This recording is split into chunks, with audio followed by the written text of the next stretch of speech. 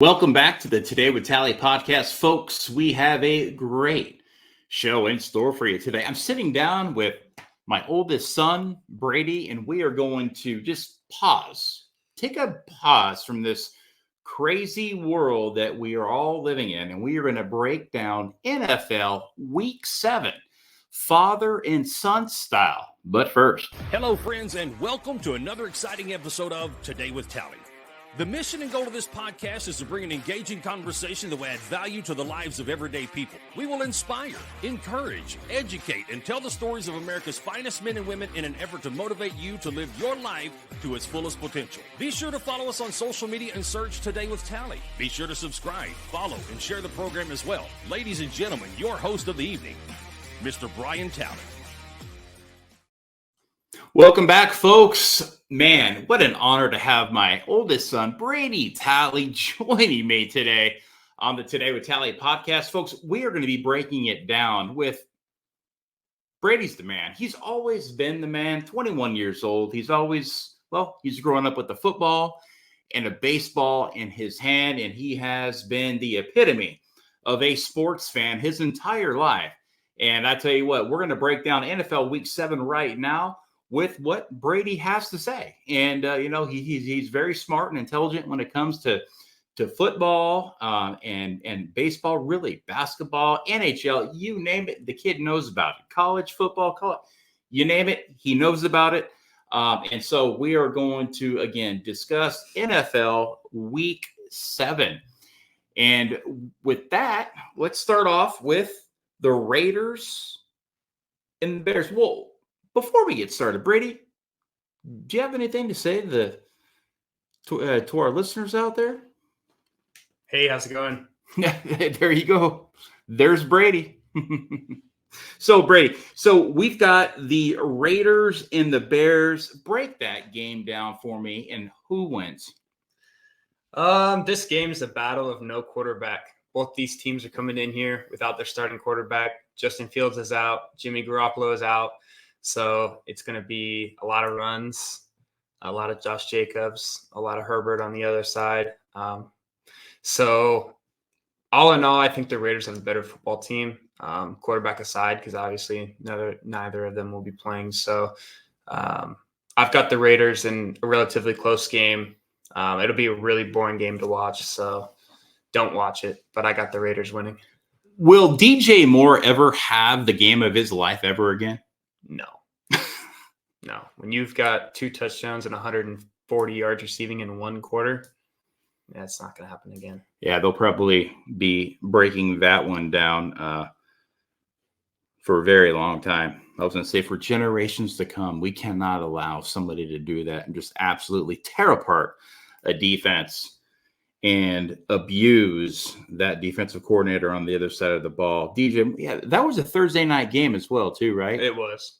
The nation was watching. That's probably why. But it is what it is. That was also, you know what? That was the passing of the great Dick Butkus. Right. And and they hadn't won a game in a year. It was like 12 months. Yeah. Wow. Yeah. That's why DJ Moore, I think that's why he came out. I think Dick Butkus had something to do with that. But I guess, hey, Chicago, the Windy City. Hey, the football gods were out looking out for them on that one night. But B goes ahead and he takes the Raiders. The Raiders. Brady with the Raiders. NFL Week 7. We head on down to Indianapolis, where the Cleveland Browns come on into town. Cleveland, Indianapolis, break it down. So Deshaun Watson's coming back for this game. And even though they didn't have him last week, they were still able to pull off that crazy upset against the 49ers. They had the chance at the last second field goal and they missed. So I think the Browns have played pretty good football this year. Better than a lot of people expected. I don't know why, because they have a really good offensive line. They've got a good defense. And of course, Deshaun Watson, if he gets anywhere back to his old form that he had on the Texans, they should be a playoff team. Whereas the Colts have played better than expected up to this point. well, eventually they're going to have to come back down to earth. And I think this is one of those games to where it just slips from the Colts, and the Browns end up taking this one. I mean, between Anthony Richardson being out for the year, maybe the team morale's a little bit down. Not that Minshew's a bad quarterback, but the guy that worked with all the ones in preseason and in the first several weeks will be out. So I've got the Browns taking this one in another pretty boring game. A lot of defense will be displayed, a lot of runs. So another low-scoring, boring game. I've got the Browns.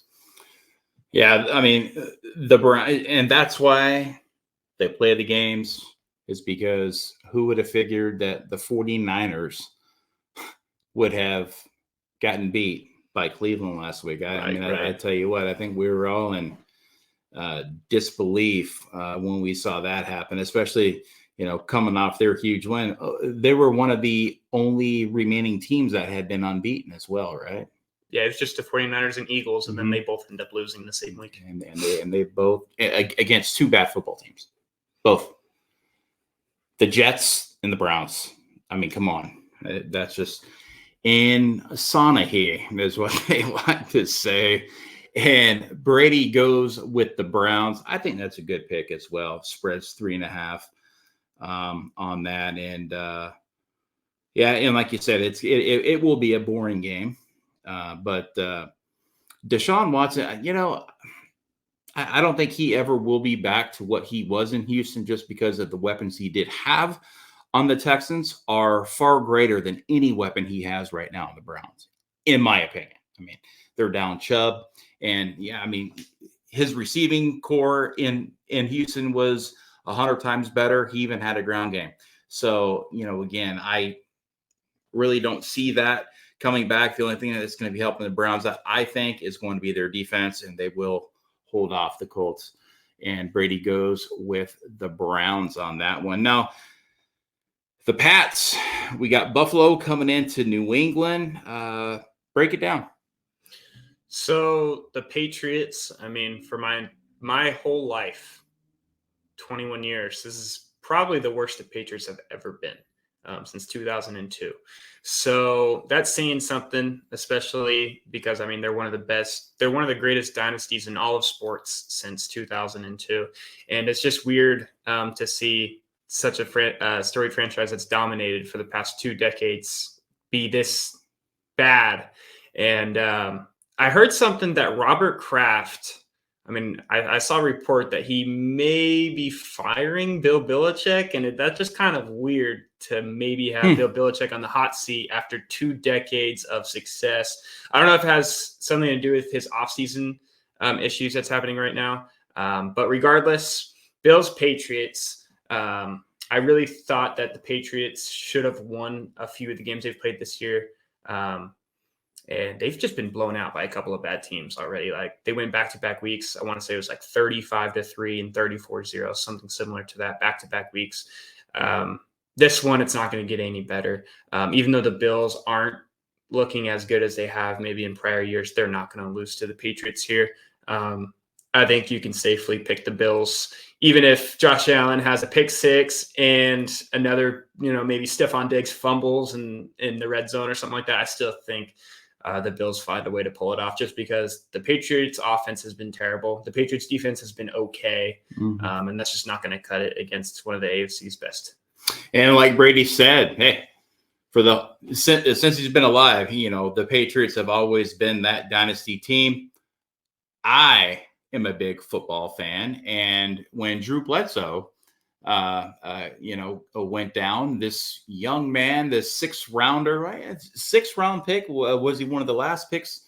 And he was on the bench. He was the backup quarterback for Drew Bledsoe, guy by the name of Tom Brady. And that's why Brady is named Brady. I named him after Tom Brady. And although we're not Patriot fans, we are big Tom Brady fans. We think he's a very great, at least I do. I think he's a great guy, and he was a great for the sport of football, great ambassador, if you will. And, you were talking about how there could be some rumors of Robert Kraft perhaps firing Belichick. I wouldn't really call it a firing. I would probably call it more of a breakup, for everything that Belichick has done for that franchise, that storied franchise.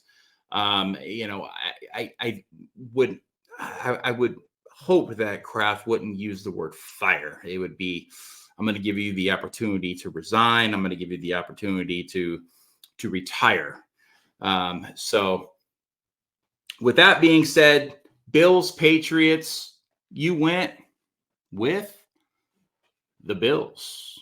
The Bills. You never know. Any given Sunday, whoever shows up, a lot of the times we don't know who's going to show up. Games that you would think are going to be slam dunks aren't slam dunks. You've got these trap games that, we know that the team from Washington, is a big trap team. The Redskins, they are a big trap team, and you never know. I mean, we just don't know who's going to show up at any given moment on a Sunday and figure out who is going to be strapping it up and laying it out there all on the field and getting that big dub.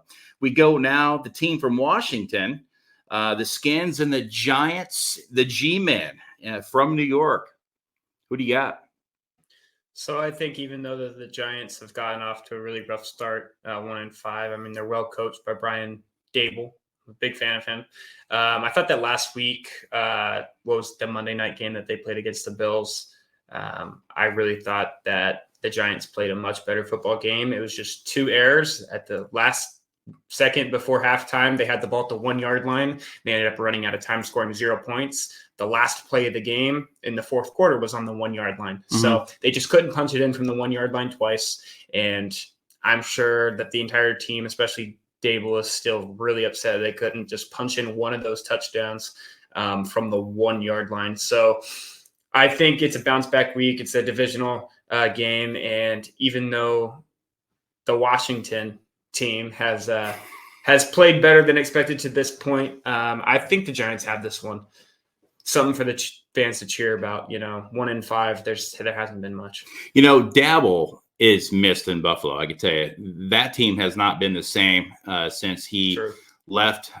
He was the offensive coordinator that was responsible for literally the greatest show that we saw for a few years out of Buffalo with with Stephon Diggs connecting with Josh Allen, and that whole entire Gabriel Davis and the tight end. I mean literally just they have several good wide receivers. The Dawson Knox and the tight end. They even have another tight end right now that they could literally be almost stealing that same script that Brady had, running double tight and, having, speed on the outsides and Davis and Diggs and, and a decent running game. And Brady goes ahead and picks the Giants there.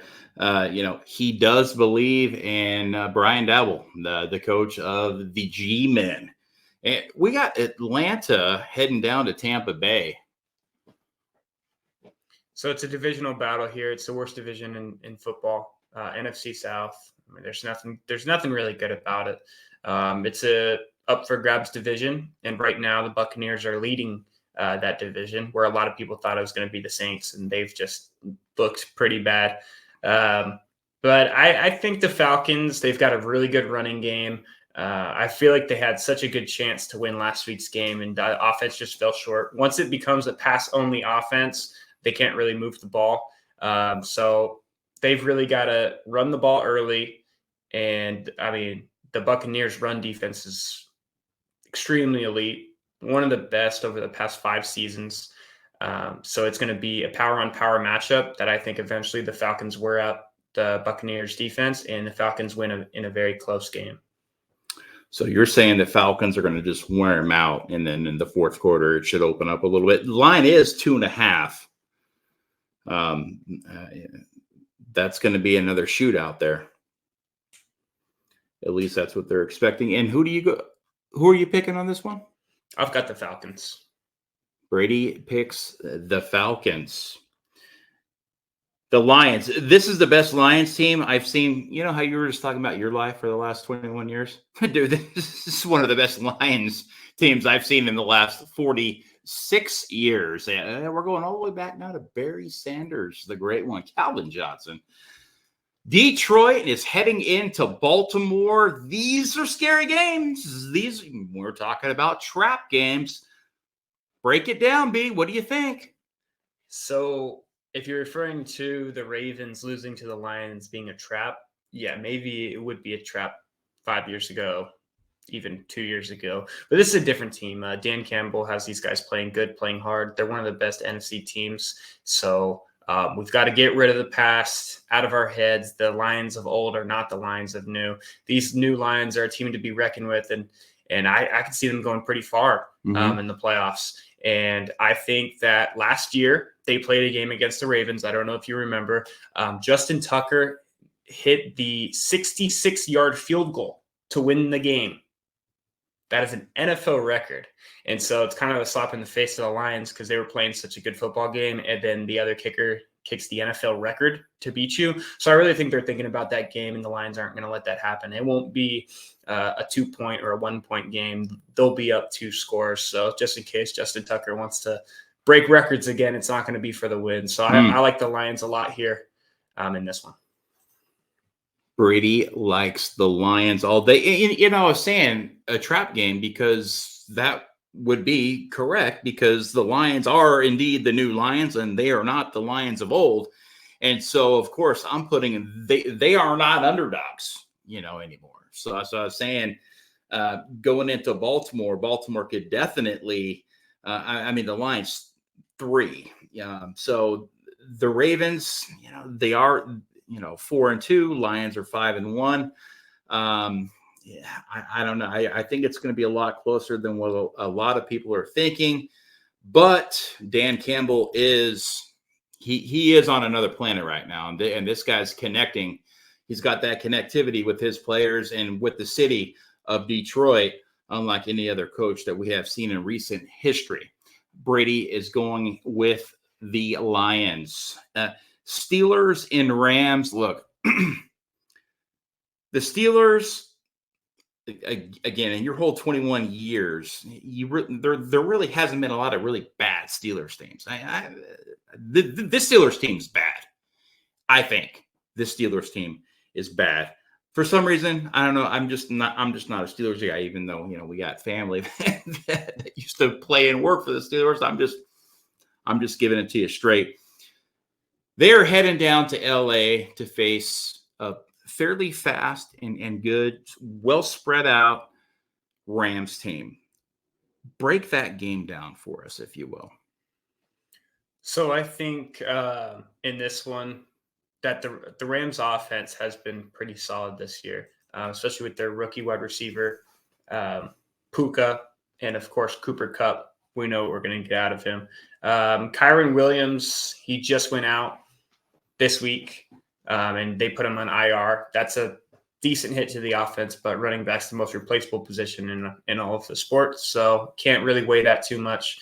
I really think the difference in this one is going to be the Steelers' defense, especially the defensive line, TJ Watt.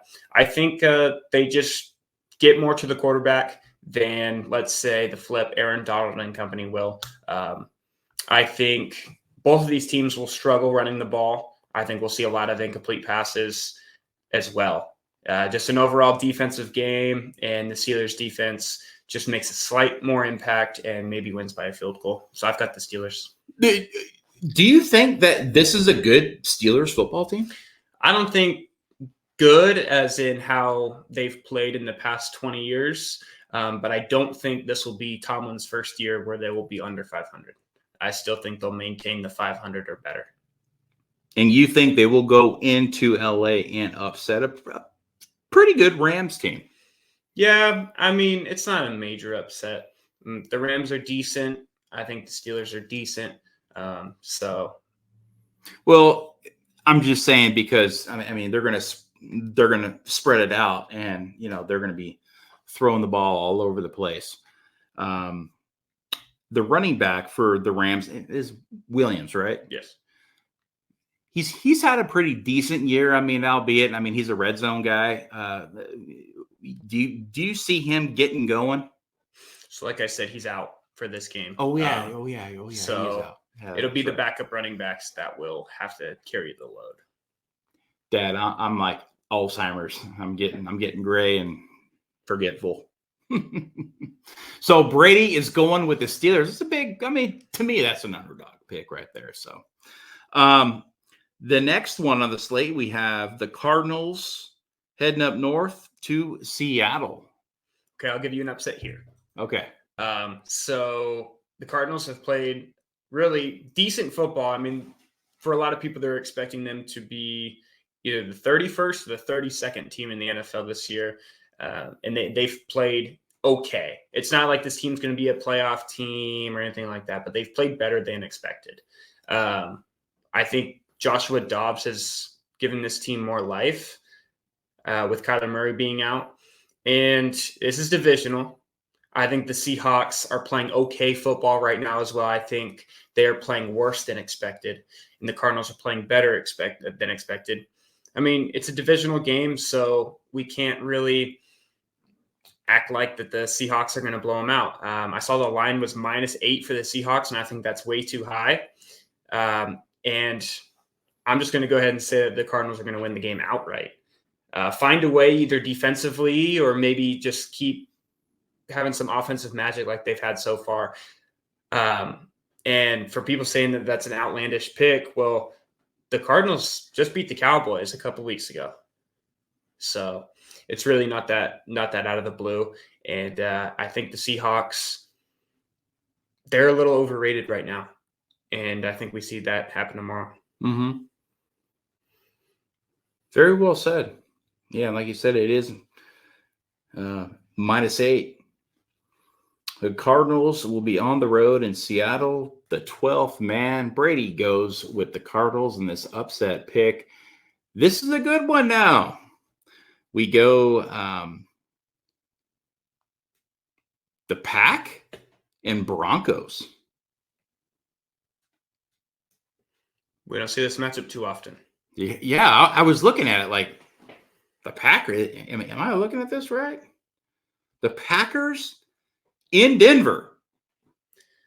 Well, if Sean Payton wants to keep his job, and especially Russell Wilson, because he's more on the hot seat than Sean Payton.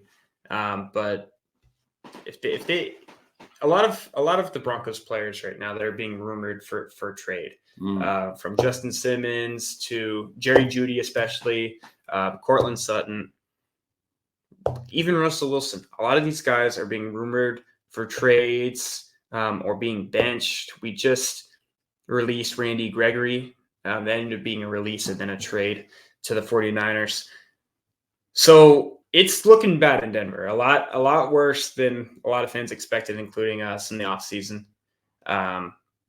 They're going to have to eventually win another game or another couple games, and this might be a decent spot for it.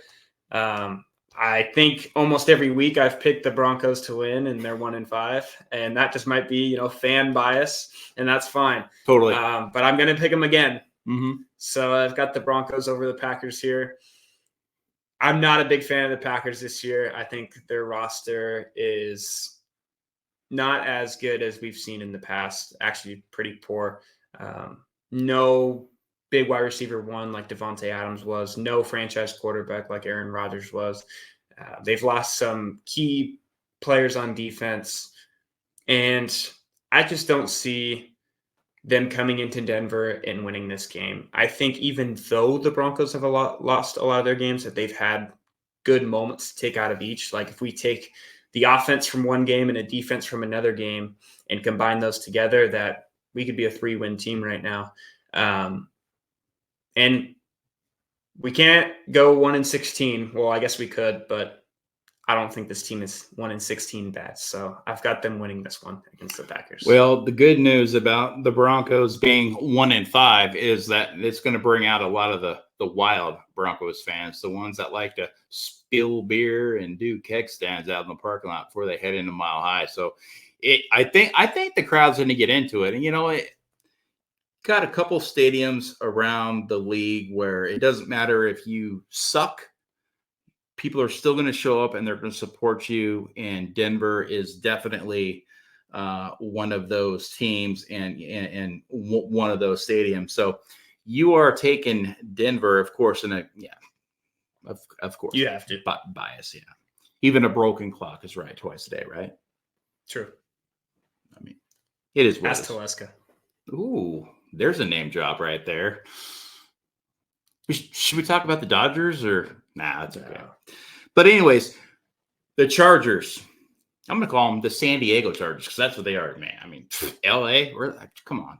So the Chargers, another divisional matchup heading into Arrowhead. The Chargers have always played pretty well in Arrowhead. I remember back to several years ago when Mike Williams went off in KC and Phillip Rivers pulled a big upset against a really good Chiefs team. What do you see happening, Chargers Chiefs? I think it's going to be another divisional game to where we see a lot of good football being played. I was pretty high on this Chargers team coming into the season. I thought that they had a pretty good roster. There's just one big problem with this team, and they're not going to be able to take that leap until they handle this issue, and it's their coach. It's Brandon Staley. He's got to be probably the worst head coach in the NFL right now. Week in and week out, he makes very poor decisions, and it's not like he's hit or miss 50-50. It just seems to be all of his decisions end up being bad ones. So I think he's the main reason why this team is 2 wins. And I can't say that he's going to put together a game plan to stop Mahomes and to also score the football on the other side. As much as I want to pick the Chargers here, going into Arrowhead, I just can't. And it's simply because the coach, I have no faith, and I have no idea why they did not fire him in the offseason after blowing a 27-0 lead in a playoff game against the Jacksonville Jaguars. And it's not just that one game. He's blown endless amount of games. And after he's fired by the Chargers, he'll likely won't get any head coaching opportunities. Maybe somebody will give him a defensive coordinator job because that's what he was. And that's supposed to be what he's best at is defense. Yet the Chargers have been one of the worst defenses in the league since he's taken over as head coach. And they have some of the best players. Talk about Derwin James, Joey Bosa, and company. Yeah, so. Strategy is not what he does very well. And, you are right. And it's too bad for the Chargers. They finally have a good squad. And they've had a good squad for a couple of years now, and they have a horrible coach. So it's either they have great coaching and a crappy team, or a really good team and a crappy coach. It's one of these days the universe will come together and the Chargers will probably be on the map. Maybe. But really, it's the Chargers, and the Chargers are going to charger, right? I mean, that's what they do. The Chargers are always going to just charger. The Dolphins, fast team here. The high-flying Dolphins against the Eagles. Now, this is the game of the week, man. This is going to be a fun one. Yeah, both these teams are playing solid football. Obviously, the Eagles got upset last week against the Jets. And that game, Jalen Hurts, he already has not had that good of a season. DeAndre Swift has really taken the load. And when you have a running back having that much success, and you still can't have success through the air when you have targets like A.J. Brown, Devontae Smith, Dallas Goedert, and now they just added Julio Jones, and Jalen Hurts is still struggling. That really kind of says something. And even though this team was in the Super Bowl last year, Jalen Hurts really had it easy. And I'm somewhat of a Hurts fan, but I do think he's very overrated. And right now he's just not seeing the field well, not throwing the ball well. And I'm sure he'll get it fixed, but not this fast. And the Dolphins defense is a team. It's a defense that has a lot of star players on it. However, they're not the best defense as in like preventing yards and preventing points, but they do find ways to create turnovers and get a couple key sacks. And I think in this game, he may throw one, over A.J. Brown's head or something like that, and they'll find a way to maybe cause 2 turnovers. And where the Dolphins defense, I don't think they turn the ball over once. And I think it's just a turnover battle. And the Dolphins, even though they're down their rookie running back, Devin Achane, I still think they find a way to pull out this win. Achane, man, that guy's awesome out of Texas A&M. Man, that guy has been putting on a show all year, and it's too bad that he went down. But they're strong all the way around. Mostert, Hill,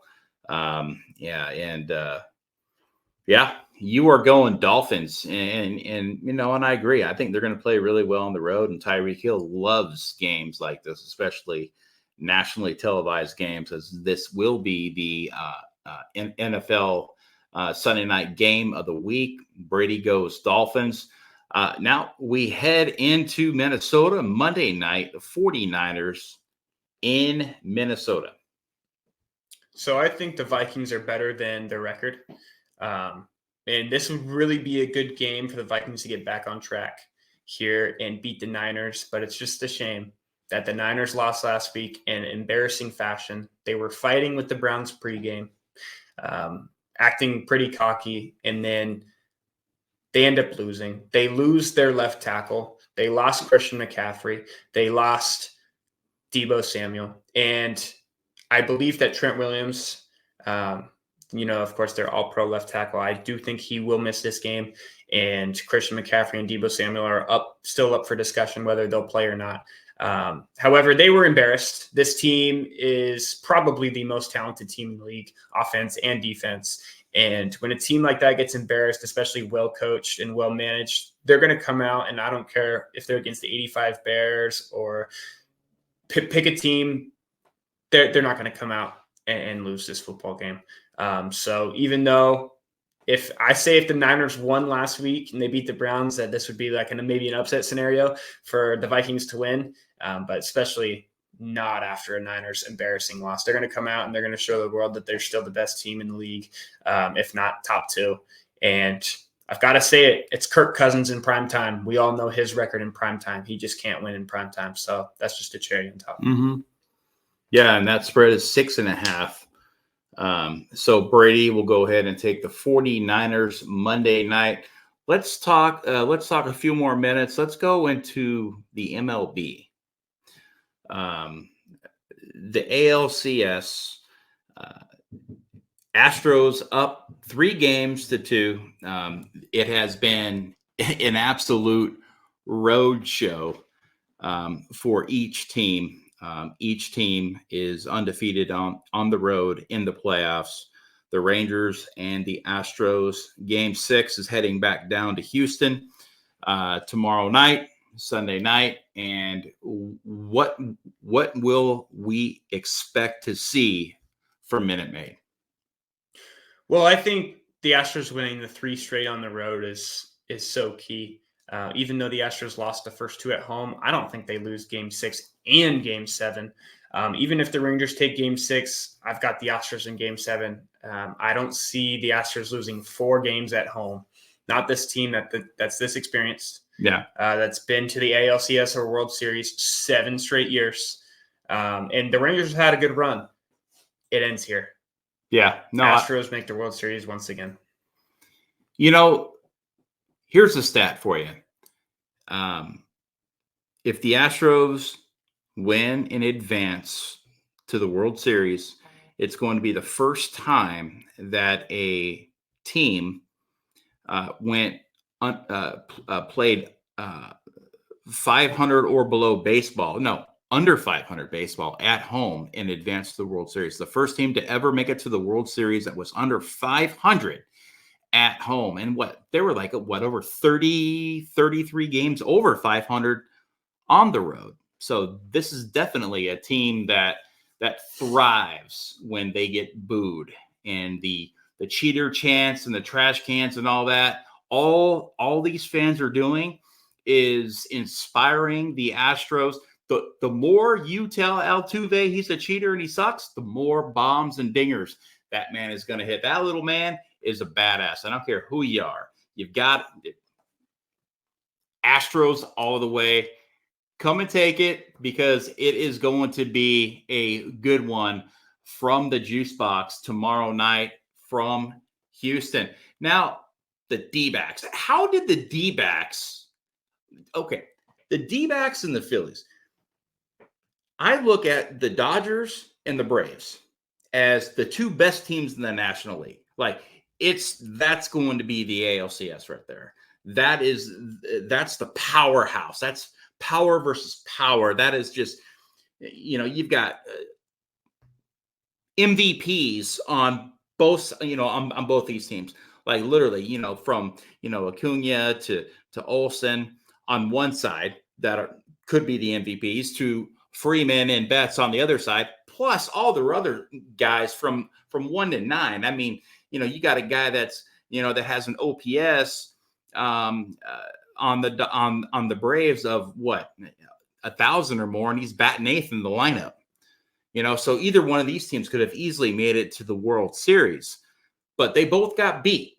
The Phillies on this side and the Diamondbacks. I mean, the Diamondbacks out of all teams, incredible. And again, that's why they play the game. Well, this has been the complete opposite. Every home team has won these games, and the road teams have all lost. So break down that series and who will advance. So where baseball is different than the other sports, it's about who's hot at the right time rather than who's the best team. You often look in the NFL, even the NBA, and oftentimes the best team, the best overall team will end up winning, not in baseball. It's who's hot at the right time. That's why the Astros making the World Series or ALCS for 7 straight years is so impressive, because oftentimes it's who's hot. I mean, you look at the Nationals in 2019. That was a team that got hot at the right time, and they were below 500. Matter of fact, even when the Braves won in 21, they were under 500 for a while, and they were one of the lowest winning, if not the lowest winning team that made the postseason as a division winner, because they wouldn't have made it as a wild card because the division was just really poor that year. And they got hot at the right time, and then they ended up winning it all. So all in all, I think the Phillies will find a way to win this series. I think they're the better team, but man, that bullpen's got to get better because Kimbrel has blown the last 2 games. They either got to switch it up or he's got to pitch better down the line, or they could potentially lose the series to the Diamondbacks. But overall, I got the Phillies. Philly fan has gone nuts seeing Kimbrel doing what they were even burning his jersey. They were burning his jersey in Philadelphia after that second blown save in as many games. Absolutely incredible. But I don't know how a guy like Schwarber continues to do what he does. The guys below the Mendoza line, I think, over 100 RBIs. How many home runs did he? I mean, he led the NL in home runs, didn't he? I'm not sure, but something close. I think Matt Olson did lead the NL and the MLB in homers. But besides that, yes, Schwarber was up there. And he's still hitting dingers almost every single night in the playoffs. I mean, all he does is either strike out or hit dingers. And he's a leadoff guy, which is so weird. Batting $180 and leading off for a very good Phillies team. And not to take anything away from the Phillies, I just thought that initially that the Braves were going to completely dominate that series. And not to take anything away from the Diamondbacks, but I thought that the Dodgers would completely dominate that series. And boy, was I wrong, as well as, well, pretty much I think everybody else out there on the planet when it comes to sports and baseball, especially for those folks that pay attention and watch the games. Who would have figured, right? Who would have figured? But Brady, this has been fun, guys. Totally unscripted here. We're like, hey, let's go do a podcast. All right, cool. Let's talk week 7. Very special to do this with my son and talk a little sports. Of course, we do this all the time, and it's probably a little different doing it when you're being recorded and taped and all that stuff. But usually, man, we go back and forth and back and forth and back and forth, and for our whole life. And another one of the big things that we've always done since this kid was in diapers is always do sports trivia. And we go on road trips and we're always just talking sports trivia, hey, who did this in the 70s and the 80s or, 2007, whatever it may be. So the guy has literally, he's like a sports encyclopedia. And if you guys ever have the opportunity to sit down and talk with my awesome son Brady here and talk some sports, you will see that this guy, he's got it going on when it comes to sports and really all sports from collegiate all the way up to the professional sports as well. So Brady, thank you so much, son, for joining me today. It's been a lot of fun. Very special to do this. And I'm going to be following your picks here really close tomorrow and see how all this stuff will play out. And guys, have a great and very happy and blessed Sunday. Thanks for having me on. Absolutely, son. It is my absolute pleasure.